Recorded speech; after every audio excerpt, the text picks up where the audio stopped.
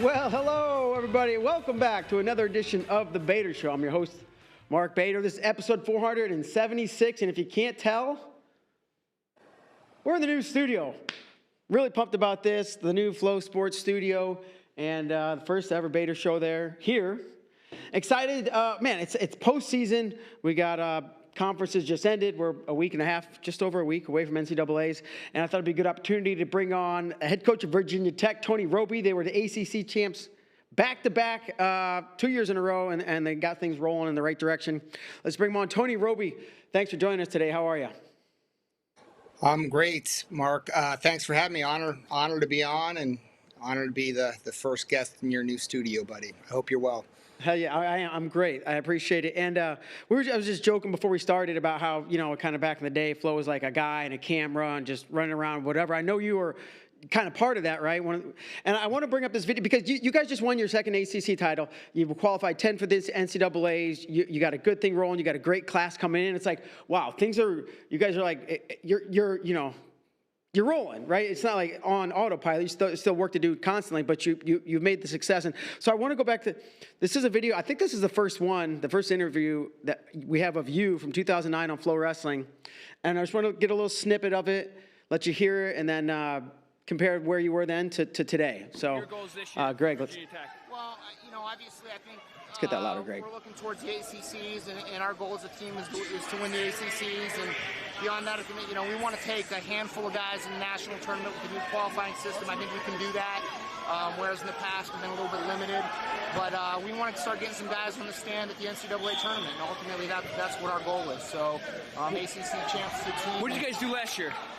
Last year, I think we finished fourth in the ACC, and we qualified one guy to the national. We had 0 points for national. Where is the turnaround? Well, I just think that we finally had time to have a couple years of recruiting, and we have several new kids in our lineup, and we have a group of guys that are in their second year. So we're starting 5 freshmen, 5 sophomores. But the main thing is we've just been able to bring new kids in and really get our feet on the ground and get our guys in there. And we've done well recruiting, and now they're in the lineup, and it's starting to show.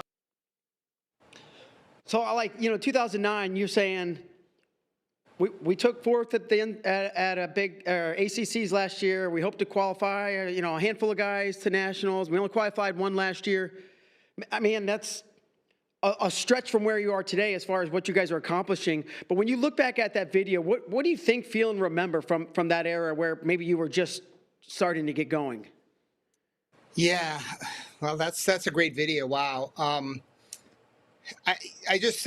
remember when I got to Virginia Tech in June of 2006. So the first season for us of competition was 2006, 2007.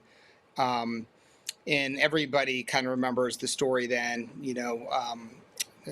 Coach Brands was here, and he had left to go to Iowa, and Kevin Dresser got hired as the head coach, and he hired me as the associate head coach. And the cupboards were pretty bare, to say the least, and the program was not in a great spot. So we had a lot of work to do. But the one thing that I think that we both felt comfortable with was the potential that Virginia Tech offered. And some things fell into place that helped us a lot. I mentioned in that video, a lot of people don't remember how they used to qualify for the NCAA Championships. For a long time, the ACC was stuck at 14 NCAA qualifiers.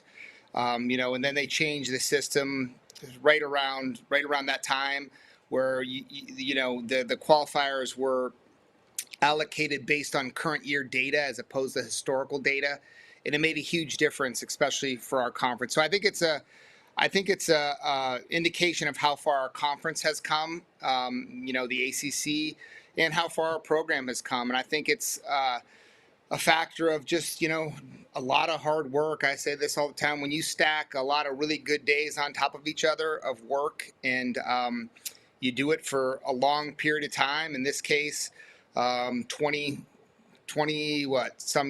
years, a lot of good things happen. And I think that's the culmination of all of those good days and just taking it one step at a time, one day at a time, and just trying to get the most out of every day and trying to get better. And I think when you have that approach, good things happen. So, but I do think that's a great video to reflect upon a little bit for our program from where we were then to where we are now. It's pretty cool. If you can put yourself back in that, time frame of that video, like, did you ever try to look forward 5, 10, or even 20 years? Or was it like, no, man, there's work to do today, this next hour, tomorrow, next week, and we'll get there later? No, I don't think we really looked forward too far. I mean, we I do think when you get some kids in the program that are young, and we Virginia Tech, and I think we've exhibited this over the years, we can recruit well here. We've recruited well. We're recruiting much better now, obviously, because we've had a high degree of success and we've had national champions, and people feel like they can accomplish both their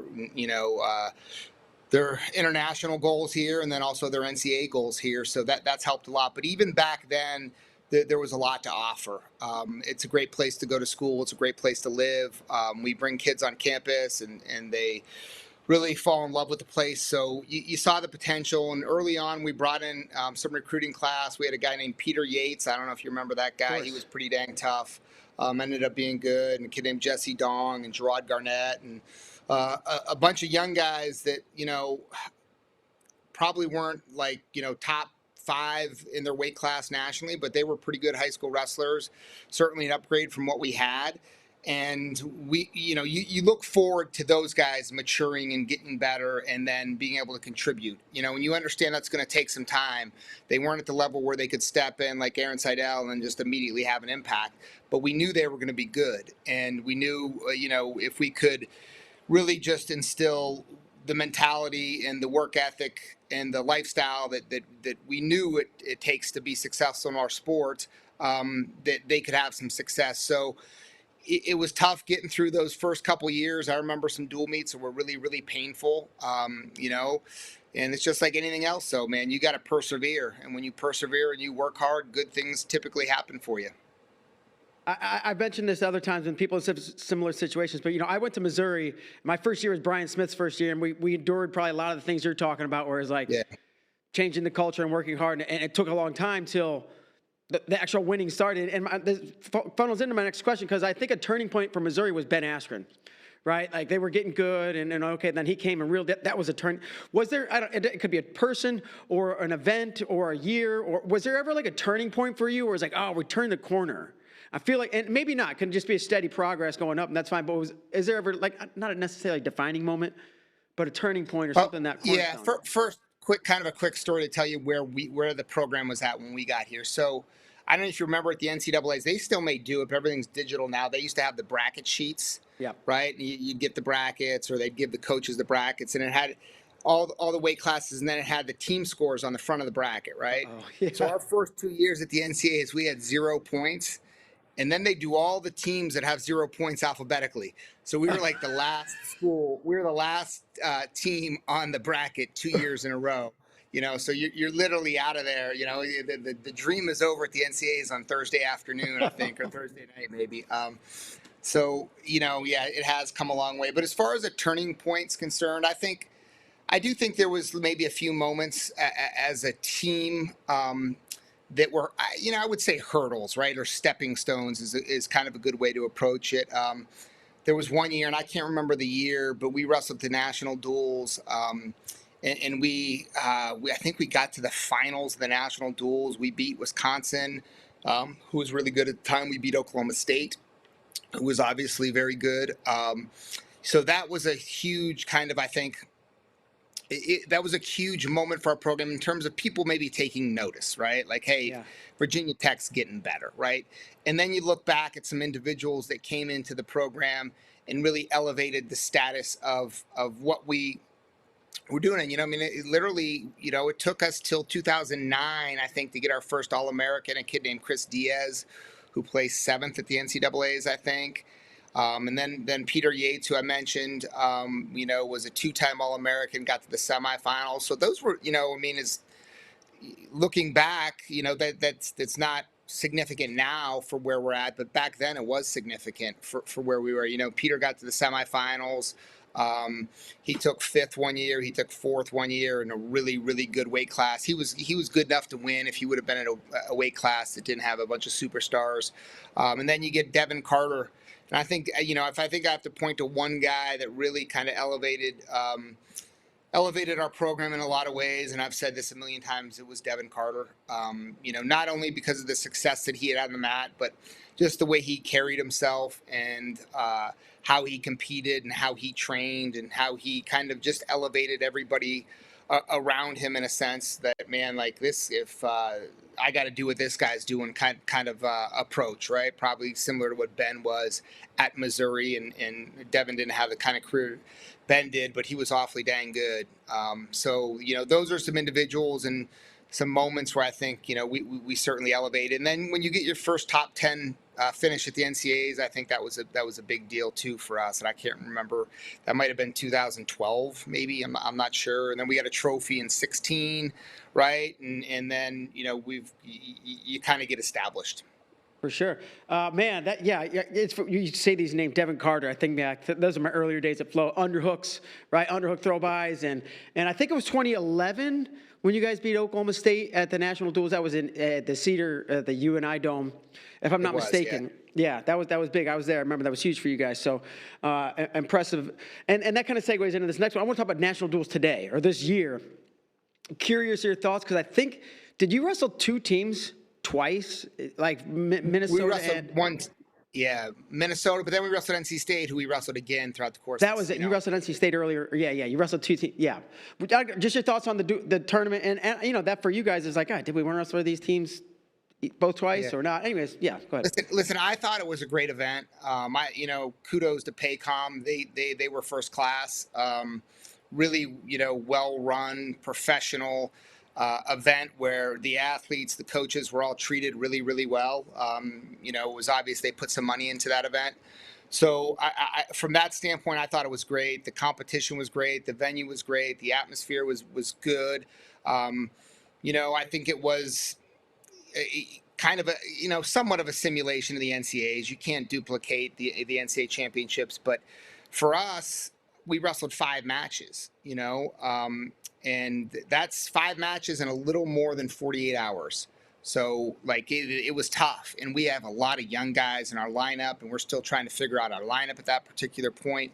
So I think it was something that was challenging, and I think as a coach, we want those kind of events that are hard and that are revealing for us, and they're revealing to our guys what it really takes to be great and to do what you want at the NCAA Championships. So there were a lot of positives, in my opinion. And now if we would have only got 2 matches, and that I might have felt a little bit differently about it. But for us to be able to get 5 matches was great. We wrestled Minnesota twice. We wrestled Wyoming. We wrestled NC State. So, those were we wrestled Illinois. Lost to Minnesota in both our matches, but it was good. We faced some great competition. Some individuals faced some great competition.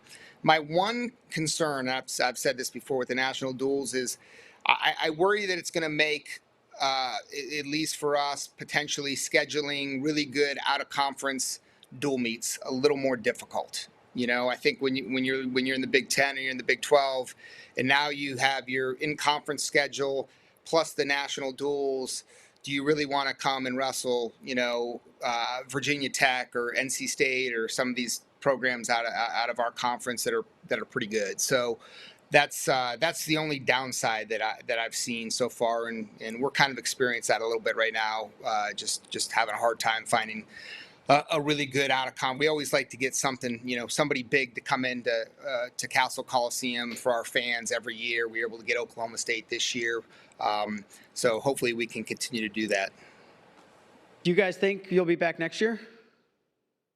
At National Duals, that is. We got to get invited. So should you get invited? I would think that we would go. Yeah. Here's the one thing though this year it's a little bit of a head scratcher for me is that they move the event to basically it's right in the middle of our finals. So I don't, to answer your question, I don't know. I haven't really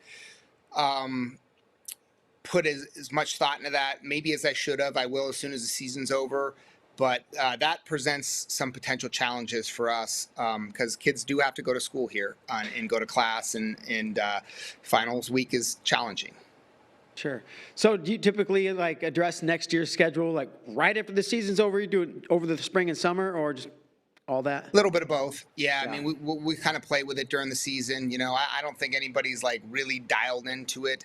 But yeah, we put some feelers out there. We've reached out to a bunch of places and a bunch of schools and tried to get things together. But not knowing on the national duels, that's a big deal, right? I mean, like if you're going to go to that thing, that's going to make a lot of decisions easier for you to make based on that event, right? Because it's a tough event. It's the timing of it. So all of those things matter. Vegas, I believe, is the week before. You're not going to go to bring all your starters to Vegas and then go to that. Nobody's going to do that. So that will swing a lot of hammers, I guess I should say, in terms of what we do and how we figure out, how we're going to move forward with our schedule. Yeah, that makes complete sense. We'll find out this spring, I guess, kind of what that looks like, where the invitations are, and where the schedules are heading. Let's turn to the ACCs. Man, you guys won again by almost 20 points. You've had some close, I guess, how do you feel about the tournament? Winning aside, the way you guys competed, the way you wrestled, how do you feel about the guys? I feel good about it. I feel like we've improved from the beginning of the season until now. And that's the most important thing, right? When you're coaching, is you want to see improvement from your guys. And I would say, with all of our guys, I think we've seen growth. I think we've seen improvement. I think we've seen these guys get some experience. We've got a lot of new guys in our lineup this year. I think, from last year's team, the only starters that came back from last year's team were Eddie Ventresca and Jimmy Mullen. So Tom Crook redshirted last year. He's back at 41. But we got Seidel, we got Crook, we got Colin Guy, we had Ethan Miller transferred in. Mac Church, I take that back. He's the third one that's back. Sergio Desiante at 74, Jaden Bullock at 84, Sasso came in at 97. So you learn a lot about the guys when they compete.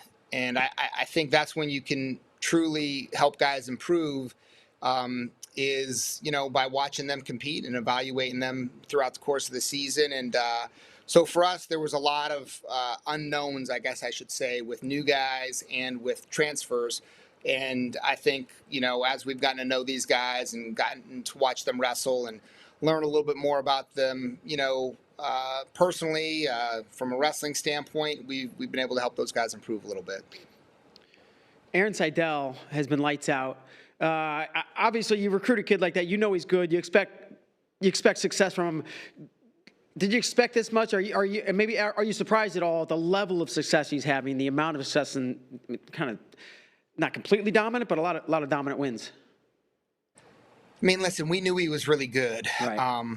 For sure. He had an outstanding high school career. He won, close to everything there is to win. One of the most accomplished high school wrestlers ever from the state of Pennsylvania. So, and then, throughout, after he committed here, he would come down and, come to some RTC stuff and some camps and stuff. So we got to see him a lot, and we knew he was special. You never really know until they step out there and compete and you see this. So I don't want to say that I'm surprised, because when you have a kid that has the mentality that he has, right, to just, seek out the best competition in the country, he has the mindset where he just thinks he can beat anybody, and he certainly is capable, So that's, when he made the decision last year to, I don't want to say go up, but basically, take the more difficult path to win his fourth state title, we knew we had something special in terms of how he thinks. And I think how he thinks is what really separates him from most guys. He's obviously incredibly talented. He's a great wrestler. He's been well coached in high school. He's went to Chance Marsteller for a long time, and he came in with a lot of tools, so to speak. But his best asset is his mind, how he approaches things, and just the pressure that he puts on guys when he competes. It's a lot to handle. I'm glad you said the part about the mind, because obviously there was a big match with Jax Forrest a couple weeks back. There was a lot of hype around Jax, right? It's a really interesting thing that you come out of high school and you go right into college and you're as good as he is. All of a sudden, boom, a lot of hype around Jax, a lot of hype around this match. The whole wrestling world wants to focus on it. I'm curious how you saw Seidel handle that, right? How he handled that situation and what you thought of handling the situation and the match, which he didn't win, but it was a crazy fun match to watch. I thought he handled it great. You know, he's built for that. Those moments aren't going to ever get to him. You know, he's been wrestling in big moments and big events his entire life. You know, if he was afraid of that, he probably wouldn't have made the decision that he did last year. So I thought he handled it great. You know, I think, you know, he kind of fell asleep for like 10 seconds in the match a little bit, you know, off the takedown. And you know, obviously that guy's great and he's problematic and he's dangerous. But, you know, I think when we evaluate that match, you know, we feel good. You know, we went out, scored 3 takedowns. I feel like we controlled a lot of the positions in the match. We got to continue to wrestle in the places that we're good and stay away from the areas where our opponents are good. So, you know, Aaron, I think, has proven too. You know, he's won. You know, he had 2 tech falls at the ACCs where he scored 0 back points. So it's not like he's a one-dimensional guy where all you have to do is stop that tilt. I think he showed that in the Oklahoma State match, scoring 3 takedowns, and I think he's shown that again this weekend. But we like where he's at mentally. He's excited for the NCAA Championships. I can promise you that much. I guess speaking of the NCAA is 133, right? And this is a really unique weight class. I think the top 5 guys are all freshmen, or what I think will be the top 5 seeds are all freshmen. Is there, and you know, you talk about go where we're good, stay away from kind of the positions they're good. Has there been, or will there be much focus or just a little bit of emphasis on maybe some of these top guys and you know, how tactically approach these matches? Well, I think you mostly have to focus on yourself, right? But obviously, you know, as a coach, we're aware of you know, areas that we need to avoid, right. And we're gonna work to implement some strategies or some techniques to try to avoid those areas, right? And stay where we want to be. But yeah, of course, there's some scouting that goes on. There's a little bit of you know, thought put into, you know, how we need to approach the match. I think you're silly if you don't do that, but I think you mostly you want to go out and wrestle your match and your pace and put pressure on the guy and go out and try to score a whole bunch of points. And when you can do that and be aware of maybe, you know, what this guy has and where he wants to be, and where you maybe need to stay out of, right? Or not give him certain holds or tie-ups or whatever it might be. You have to implement some of that. Another guy that's having success, Eddie Ventresca. It seems like, you know, he's always been good. It seems like he made like a little jump this year and has like closed the gap, or like he's a title contender. It seems like right now, whereas before he was a solid All-American kind of guy. I guess, is there anything that you've seen from him that gave him a little extra jump this year? Well, you know, I mean, Eddie lost in overtime in the semifinals last year. You know, beat the national champ last year a couple times too. So he was capable of winning last year, but I think he's been more consistent this year. I really think the biggest difference with Eddie, he had his freshman year.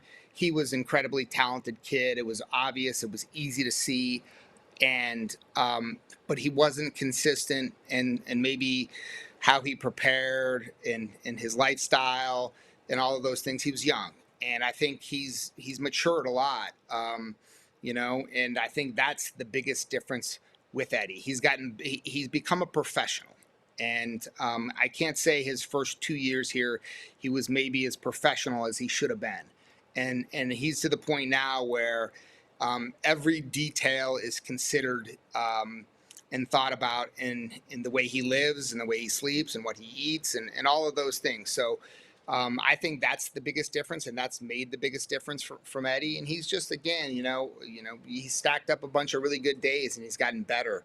And he's, I think, wrestling at a really high level right now, and we're excited to see him obviously in Cleveland. But yeah, you're right. He has gotten better, I think, and he's put himself in a great position for the NCAAs. as you move ahead, you got the NCAAs are 9 days away or something like that. I'm just like, think back to 09 or whatever that first video was, one qualifier, 3, however many. The week and a half between conference and NCAAs, how similar or different is that today than it was back in 2006, 2007? Like, as far as what you guys are doing, training-wise, preparation, whatever you want to call it, physically, mentally? Well, yeah, it's a lot different because we have 10 guys that are going instead of 1. so practice looks a lot different for sure. Yeah, I mean, I definitely, I can't remember exactly what we were doing back then, but I would assume that we've, every year you try to take what's good and eliminate maybe what you do wrong or the mistakes that you make. And I think experience is a great teacher. So as a coach, I think that holds true as well. But, at this point in the season, man, most of the work is done. Right. There's not a whole lot of heavy lifting going on right now in terms of, the training load that we're putting on these guys. We'll try to refine some things. We'll try to feel really good. We'll try to stay really sharp. We'll do some individual workouts with some guys. But I think a lot of the preparation from now is less physical and more kind of mental and emotional, and just getting them to feel really good and getting confidence really, really high. Absolutely. I think that's the right way to approach it. Let's talk about just like the growing a fan base, because I think I saw how much revenue is brought in by every school from fans, and it said Virginia Tech 0. Do you guys get free attendance to all your matches? And if so, give me the philosophy behind that. I mean, you want to build a big fan base, I assume, right?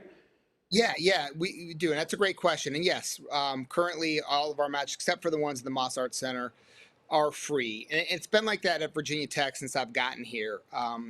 The only sport that they charge, Olympic sport that they charge for, is baseball. I think every other sport is in the same boat. We've got a good softball program; it's free there, and that's just kind of the philosophy that the athletic department has, implemented. I think that's likely going to change for us. I think they're seeing what this has grown into and really what it could be. So I would anticipate at some point we charge for at least some matches. But here's what I would say to a lot of people, and I get this question a lot. Number one, the revenue from whatever they would collect at the door, it doesn't come to our wrestling program. It goes to the athletic department, sure, but it's not coming straight to us. We don't really use that money, and I think when you're growing your fan base, and I think we've worked to the point now where we're not necessarily growing it that much more. It's incremental gains. I think it's helped us. I think a lot of people will come and bring their entire family when it's free. And if you're putting 1,000 people in the stands, the money's not moving the needle that much, right? And we're to the point now where we're putting way more than 1,000 people in the stands. So I never really fought it that hard in terms of pushing them to pay. We've had more conversations about it in the last year or two, and I think it's something that will change. But up till this point, I think it's been a positive thing, really. I mean, we get great crowds. We had 6,000 plus people for Oklahoma State. We've had 5,000 plus fans multiple times at Virginia Tech. And I remember when we were putting 200 people in the stands or 300 people in the stands. And I think people appreciate that. They're more inclined to come. And I think if you're a casual wrestling fan or somebody that's maybe not even a wrestling fan, if you don't have to pay, you're more likely to come. And then in my experience, a lot of people come to me and they say, oh, I came to one match. I loved it. I didn't really know what was going on. I came back. They start to figure it out. They really start to buy into it. They follow the program. They get to know the guys on the team. We allow our fans to have a lot of access to our coaches and our athletes. And the next thing you know, they're writing checks and they're going to the NCAA Championships. So, that part of it, I think, has been good for us. Yeah, I think building the fan base, obviously, super important. And, man, let's shift to this. The incoming classes, and it would be crazy not to talk about Bo Bassett. He's going to be a game changer, not just on the mat, but he's bringing eyeballs to the program. And I got a quick story. I live down here in Austin, Texas. I got two little kids, and they have friends, and their friends have parents. And there's a guy in my neighborhood who went to school at Virginia Tech. He saw me running in one of Virginia Tech wrestling shirt once. He's asking me about it. I was like, oh, no, I'm kind of explained that I like wrestling. And he comes up to me right after Bo signs with you guys, and he finds me. He's like, hey, it's Virginia Tech wrestling. You know, he's all excited about Virginia Tech wrestling now. And you know, he's like, they got these big signs. And he's like, he came in to me the other day, and he's like, found this show on YouTube. I'm like, this guy's looking at Virginia Tech wrestling stuff on YouTube, and he's just a dad from Texas. Pretty awesome. So you have, you know, Bo's going to help you on the mat. He's obviously, they're bringing these eyeballs. But what I want to go back to is, like, when the decommit happens, I want your perspective on kind of how it all played from your perspective. And like, wow, he's opening up his commitment. No offense, I didn't think he was going to end up at Virginia Tech. You guys probably have more confidence than I did. Maybe just kind of walk me through that process of the second time going through the recruiting process. Yeah, so I think, number one, the first time around, you know, we were in the game. For sure. You know, we made his top 4 schools, and he had a great visit here when he came on his official visit. I think it opened his eyes a lot to what he came for. We wrestled in Missouri. We had a really good crowd. We probably had, I don't know, we had more than 5,000 there. So I think that was like an eye-opening thing. And, you know, obviously, you know, a lot of people knew who he was, and I think he didn't realize how big a deal wrestling was here, right? Because you don't really know. And I think, you know, if you look at the South in general, you know, wrestling's not as big. He lives in central Pennsylvania where wrestling's huge, right? And so I think that was eye-opening to him and his family. And I think they had a great visit. Bo was friends with a lot of guys that were on our team at the time, and was really close with Jimmy Mullen, and they had wrestled on the U17 team. So we worked really hard the first time around, built a great relationship with him, you know, had been around him several times. I felt like when he decommitted, you know, I don't know, we handled it well, and wished him good luck. And then, or not when he decommitted, I'm sorry, when he committed to Iowa. And then when he decommitted, you know, we just kind of let it lie. We might have shot a text to him, but we left the ball in their court more or less. And I remember I was actually it was in early August when we can start recruiting again. And it was literally like 7 a.m, and I had jumped in my rental car. I was driving to Pennsylvania to go do some home visits, very close to Johnstown. And Bo's mom had texted me and said that you know, there's a couple of schools that they're looking at, and we were one of them, and they wanted to do a home visit. So I was literally on my way up there, and I said, yeah, I can come tomorrow. You know, tomorrow at 11 o'clock or whatever time it was in the morning. I was seeing 2 kids that day, that evening on my way up, and I had a great home visit with them, and you know, it kind of went from there. I think the only 2 schools that they really took a serious look at were us in Nebraska after the decommitment. So it worked out well. I think a lot of it's the relationship. The distance probably helped us a little bit too.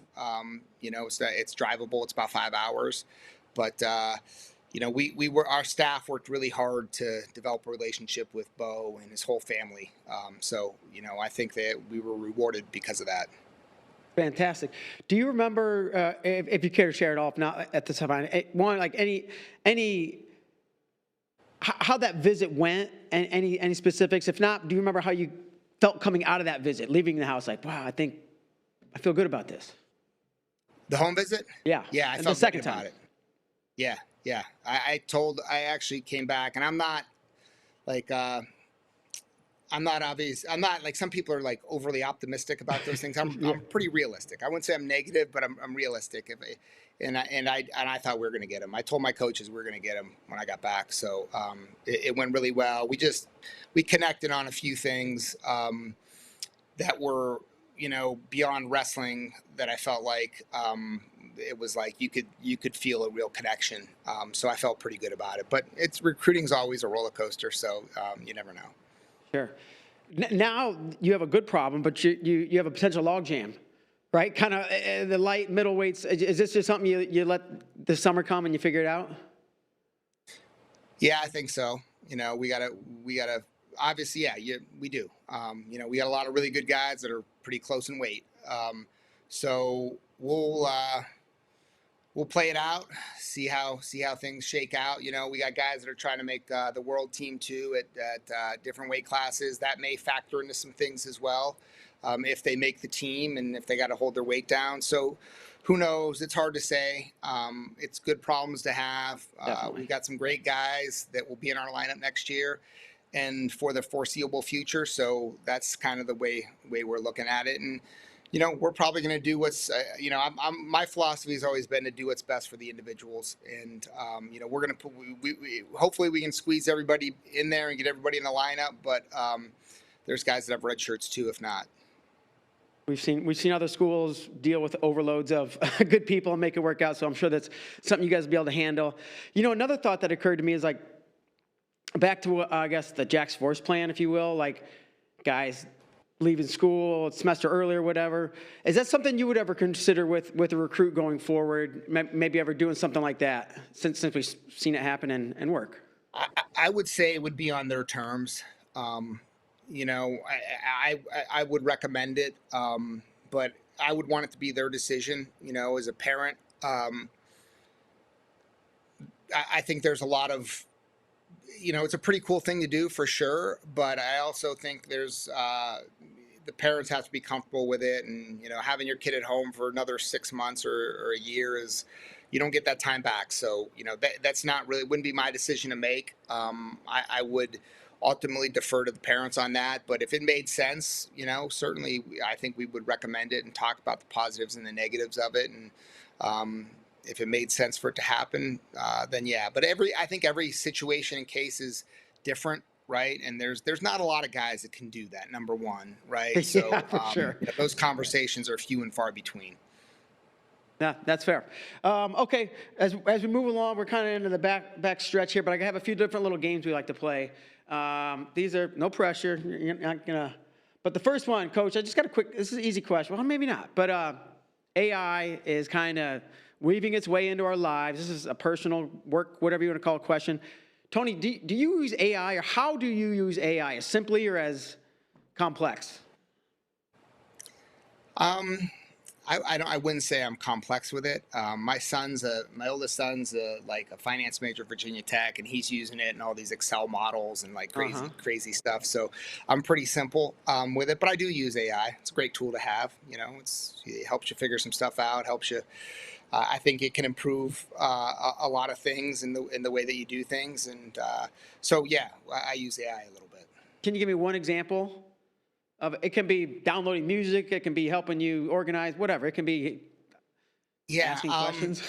I don't know. Like I write a lot of letters and emails and stuff, and I'll use it to help me clean things up with that. I mean, it's pretty simple. I mean, really a lot of things, a lot of health stuff, personally that I plug in there and try to figure out. So, yeah, I don't know. I was actually weird in Virginia. They can FOIA, all your information, and some reporter FOIA'd my ChatGPT search history, so which I thought was a little bit they can do odd, that, but yeah, in Virginia they can, yeah, because you're an employee of the state. Have to check here and yeah, so I'm a little bit more careful what I put in there, I guess. Is it because you work at the school, or just because you live in Virginia? Yeah, because because you work at the school. You're an employee of the state, so okay. So yeah, but it was odd. I thought it was strange.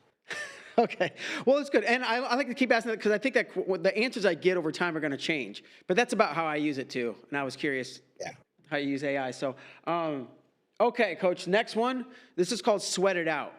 I got a little trivia for you. I got 5 questions. I'm trying to make you sweat. All right. Ready? Question number 1. You went to school at Edinburgh. You coach at Virginia Tech now. Clearly, Virginia Tech's a bigger school than Edinburgh.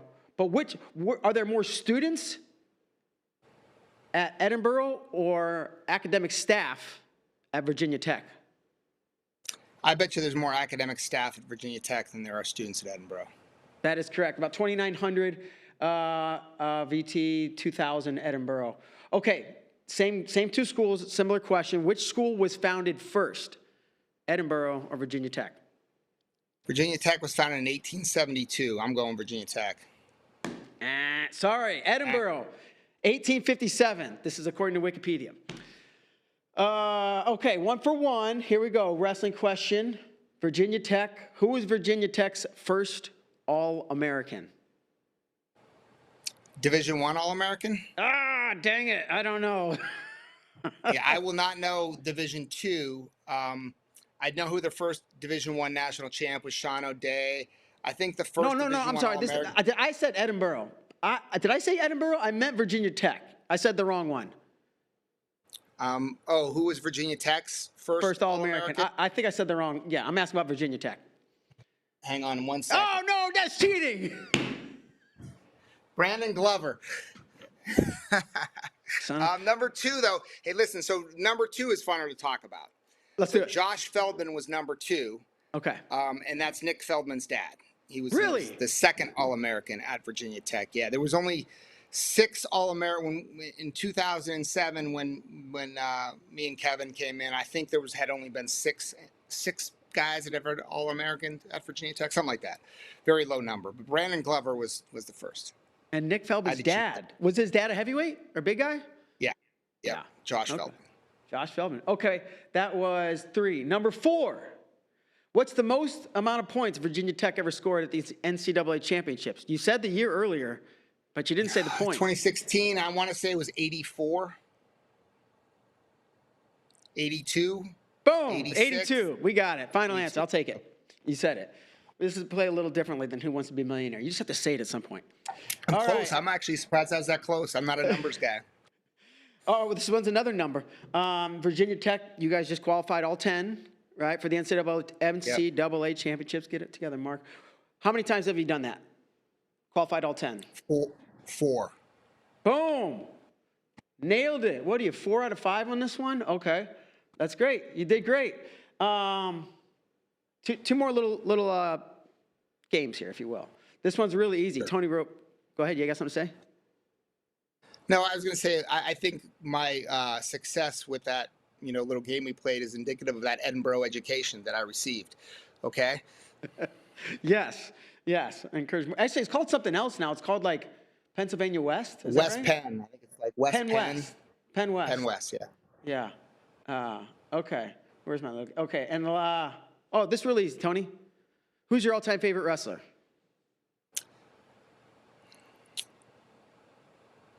My all-time favorite wrestler. Maybe it's not that easy.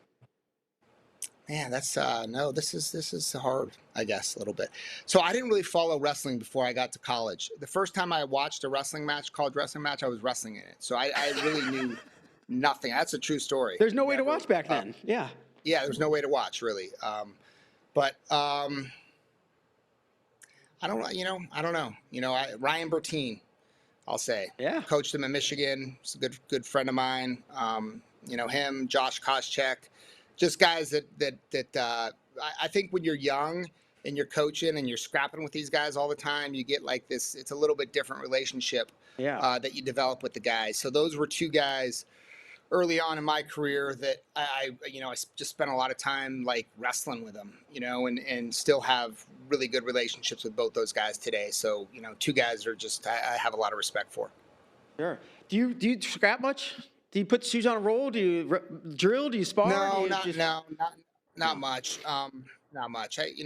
I haven't really wrestled much in quite a while. I would drill and hand fight a little bit, and then I had a pretty major surgery last year, and I just haven't really kind of gotten back into it since then. That's fair. And last thing, Tony, this is going to take you down memory lane. Like from the time you started wrestling till the last match you ever wrestled. This is called wins and whoopins, right? So I'm trying to think of one win in your entire career. It can be like insignificant kids club win or a comeback. It can be like at the NCAA tournament, but one win that stands out as memorable for any reason, and then one ass whooping. We've all been beat up and taken a whooping, and we don't like to talk about it, but I'm asking you to tell us the story about one win and one whooping, and you can do either one first. Okay. I've got, so I probably a whooping is in the quarterfinals of the Pennsylvania State tournament. I'll even go back even further than that. Okay. Love it. So back in the day in the PJWs, you familiar with the PJW tournament? The kids, yeah. The PJW tournament is no joke. Right. It's always been really, really good because there's only one division, right? The high school in Pennsylvania is broken up into AA and AAA. I'm a Pennsylvania guy. I grew up in Pennsylvania. But the PJWs, and this goes back. I remember this probably more than I remember the beatdowns that I took from this guy. But you know, that's probably good that I don't remember the beatdowns. But you know, it was back in the day when they had like the paper brackets and you had to go up on the wall. You had no idea who was in your weight class until after you made weight and they put the brackets together. But Yeah. I had to wrestle Kerry Colott twice in the PJW finals when I was a kid. You know, like I'm talking like, you know, I don't know, 12 years old, 13 years old. And he was, I wasn't a great youth wrestler and didn't take it very serious. And he was obviously, you know, he was on a completely different level for his whole career. But especially at that point, because he was training like he was going to the Olympics since he was pretty young, and he was not the guy you wanted to see on your bracket. So so there was a couple there. I guess a most memorable win that's also tied to a memorable loss for me in college is, so my junior year, I wrestled a guy named Ernest Benyon in the semifinals of the NCAAs, and I lost in overtime to him. And Ernest was really good. And then I wrestled him my senior year in the semifinals, and I beat him in overtime that year. So those are just when, you know, I kind of think back to my career. Those are two, you know, a match that I felt pretty good about, I guess, because you turn it around. And obviously that semifinal match is kind of a big deal. It gives you a chance to win a national title. Unfortunately, I lost in the finals, but those are probably the ones that stick out the most. Well, that's fantastic. Those are good memories, wins, and whoopins. I wouldn't want to wrestle 12-year-old Kerry Colott today at a 40-year-old something guy. Like, no way. I don't want nothing with that guy. I've seen enough to know I don't want none. He's pretty good. Yeah, I'm sure he still is. But that kind of takes us down to the end. I know you got probably practice this afternoon, Coach, but I want to kind of give you the final word to say anything you want to say about Virginia Tech wrestling or anything you want to say about anything. First off, I want to thank everybody this week. You know, we hosted the ACC Championships this weekend. It's a pretty big endeavor to put together. So I want to thank all of our staff that were involved in that process. Brandon Neff from the ACC office. Just it's, you know, it's an ordeal. It's a couple days of setting stuff up and making it happen, and with all kind of people, facilities people, administrators within our athletic department. Thank them for their efforts for that. I want to thank all of our fans that came out. It's a long day. We're actually going to 2 days next year for the ACC Championships, which will be a lot better format. But as of now, you know, our fans are in that gym from 10 a.m. until, you know, probably 11 p.m. by the time we got out of there. So want to thank for everybody that showed up and cheered us on and was there to be a part of that. We've got incredible fans down here at Virginia Tech. Super excited about the direction of this program. We feel like our best days are in front of us, and we've had some pretty good days up until this point. So a lot of exciting things going on. Anybody who's watching that wants to be a part of it, you know, don't ever hesitate to reach out to me and you know, talk about some ways that you can support the program. But thanks. We're excited for Cleveland and the opportunity that we have there. We got 10 guys going, and we got 10 guys excited about what they can do. Awesome. Well, Coach, I appreciate it. Congrats on the success from 2006, 2009 till now. And you got the ship in the right direction. Now just steam down sea. So best of luck out in Cleveland with your 10 qualifiers. And thanks so much for joining us today. Thanks, Mark. Appreciate you having me on. You bet, man. Have a good one. And that's going to do for today's show, everybody. Thanks so much for checking out the new studio. Hope you enjoyed it. We'll be back next time. Bye-bye.